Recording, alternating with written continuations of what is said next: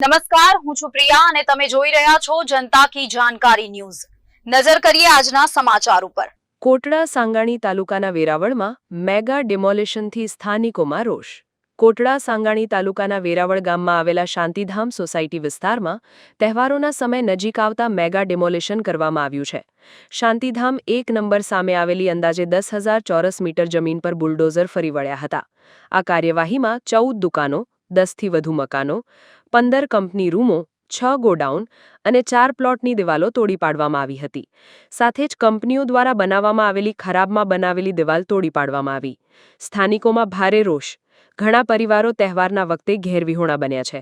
સ્થાનિકોની ફરિયાદ છે કે તેમને માત્ર 10 દિવસ પહેલા જ નોટિસ આપી હતી અને આજે માત્ર નોટિસના આધારે કામગીરી હાથ ધરવામાં આવી।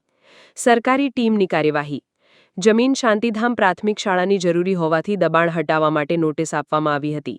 કામગીરી દરમિયાન મામલતદાર Shri Gumansinh Jadeja, Shapar Veraval police inspector RB Rana, circle officer Sanjaybhai Raiyani, નાયબ મામલતદાર હિનાબેન ગોહેલ, તલાટી AB Bavaliya, police staff, PGVCL staff તથા 2 જેસીબી મશીનો હાજર રહ્યા હતા। કમલેશ વાસાણી, શાપર વેરાવળ। આજે ડિમોલેશન છાપર વેરાવળમાં યોજાયું છે। છાપર વેરાવળ ગામમાં સર્વે નંબર 123 સરકારી ખરાબાના નંબર છે અને સર્વે નંબર 58 ખરાબ।